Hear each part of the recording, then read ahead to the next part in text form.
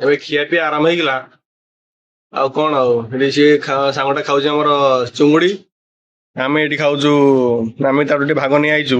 ଚୁଙ୍ଗୁଡି ଟିକେ, ଚିକେନ ଟିକେ, ଆଉ ଲଛା ପରଟା ନେଇ ଆସିଥିଲୁ, ଖାଇଛୁ।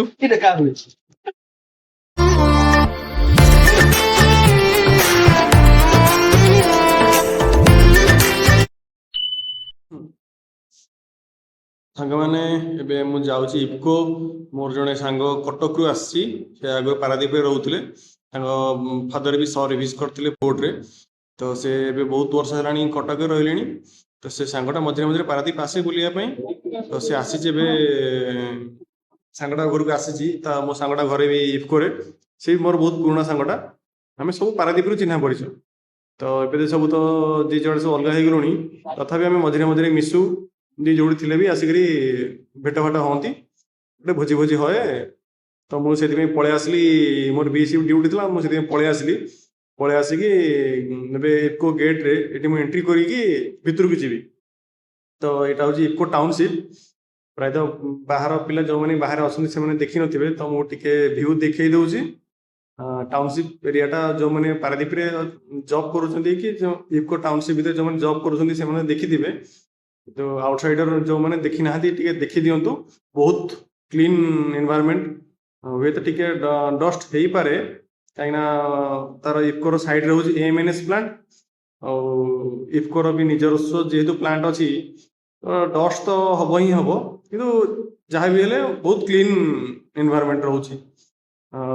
ଦେଖନ୍ତୁ ଟାଉନସିପ୍ଟା ବହୁତ ସଜେଇକି ରଖିଛି ଇଫ୍କୋ। ତାର ପାର୍କଠୁ ଆରମ୍ଭ କରି, ରାସ୍ତାଘାଟଠୁ ଆରମ୍ଭ କରି, ସିକ୍ୟୁରିଟି ବି ବହୁତ ସେଫଲି ପ୍ରୋଟେକ୍ସନ ଦଉଛନ୍ତି। ବହୁତ ବଢ଼ିଆ ଏନଭାୟରମେଣ୍ଟ। ମୁଁ ବି ଏଠି 2012-13 ମସିହାରେ ଏଠି ମୁଁ ଆପ୍ରେଣ୍ଟିସ୍ କରିଥିଲି ମୋର ଡିପ୍ଲୋମା ପରେ ପରେ। ଆଉ ତ ଜବ୍ ତ ହେଲାନି ଦୁର୍ଭାଗ୍ୟବଶତଃ। ଯାହା ବି ହଉ, ମୋ ସାଙ୍ଗଟେ ବି ଏଠି ଆପ୍ରେଣ୍ଟିସ୍ କରିଥିଲା। ତ ସେ ସାଙ୍ଗଟା ତ ଆପ୍ରେଣ୍ଟିସ୍ କରୁ କରୁ ପରେ ଜବ୍ ପାଇଗଲା, କିନ୍ତୁ ଆମର ଆଉ ହେଇପାରିଲାନି। ଛାଡ଼, ବାକି ତ ମୁଁ ଯାଉଛି ତା ରୁମ୍କୁ ଯାଉଛି। ତାକୁ ବି ରୁମ୍ ମିଳିଛି, ଏଠି ଭିତରେ ରୁମ୍ ମିଳିଛି। ହେଇଗଲାଣି ସେ ପାଖାପାଖି ଜବ୍ କରିବାର ହେଇଗଲାଣି ପାଖାପାଖି 12-13 ବର୍ଷ ହେଇଗଲାଣି। କି ତା ରୁମ୍ ତଳେ ମୁଁ ପହଞ୍ଚିଗଲି। କୋଡ଼ ଖୋଲ, କୋଡ଼ ଖୋଲ। ଆମ ରାଜା ବାବୁ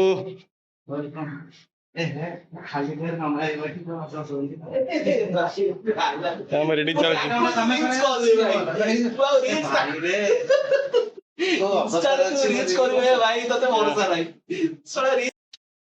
ଆଉ କଣ କରୁଛନ୍ତି ସବୁ? ତ ସବୁ ନେଇ ଆସିଥିଲେ ସବୁ।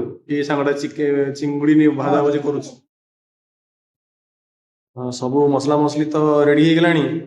ବାକି ସେପଟେ ସେ ସାଙ୍ଗଟା ବି ଚିକେନ ବି ରେଡ଼ି କରିଦେଇଛି।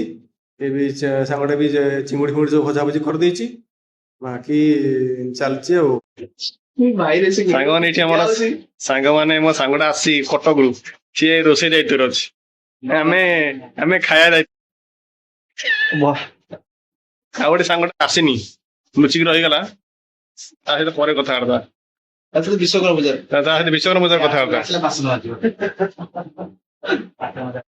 ସାଙ୍ଗମାନେ ଇଏ ବର୍ତ୍ତମାନ ସେତିକି ଥାଉ। ଚିଙ୍ଗୁଡ଼ି ଚାଲିଛି, ଏପଟେ ଚିକେନ ଚାଲିଛି। ଏବେ ଚିକେନଟା ମୋ ହାତକୁ ଆସିଲା। ଆଉ ସେ ସାଙ୍ଗଟା ସେପଟେ ମୋର ଚିକେନ ରେଡି କରୁଛି। ଆଉ ଏ ସାଙ୍ଗଟା ବର୍ତ୍ତମାନ ଅଛି ହେଲ୍ପରରେ। ବର୍ତ୍ତମାନ ଇଏ ମୋର ହଉଛି ଆମ ଇଫ୍କୋ ସାଙ୍ଗଟା ଅମିତ, ମିଷ୍ଟର ଅମିତ ପଣ୍ଡା।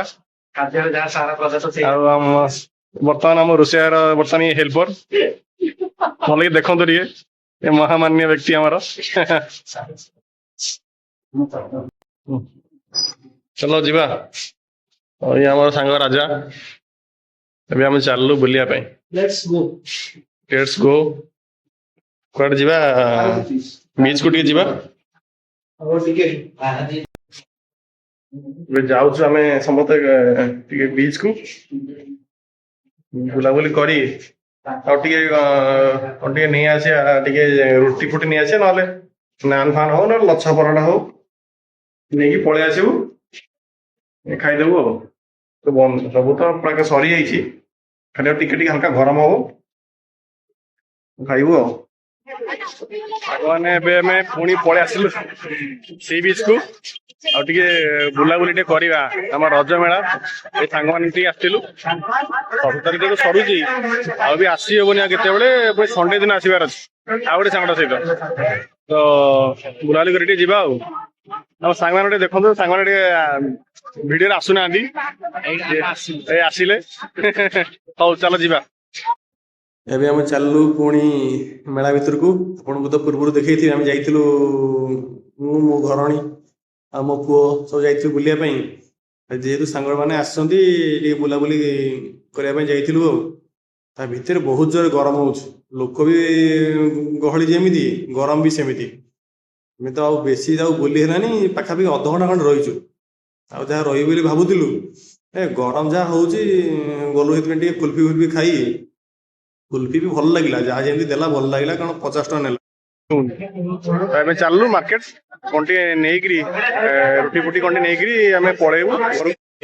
ଚିକେନ ପୁରା ରେଡି କିଏ କରିଛି made by mister Priyabada Nayak prepare by mister Raja and helper by Mr. Amit Kumar Panda. ହଉ ଏଥର ଆମେ ଖାଇବା ଏଇ ଗୋଟେ ଖାଲି ଦିଅର ବଇଛି ଦେଖନ୍ତୁ। ହଉ ସାଙ୍ଗମାନେ ଖିଆପିଆ ସରିଲା ଆଉ ବାକି ସାଙ୍ଗରା ସବୁ କାଲି ପଳେଇବେ ମୁଁ ବି କାଲି ଘରକୁ ପଳେଇବି ଦେଖା ହବ ନେକ୍ସଟ ଭିଡିଓରେ ରହିଲି ଗୁଡ ନାଇଟ୍।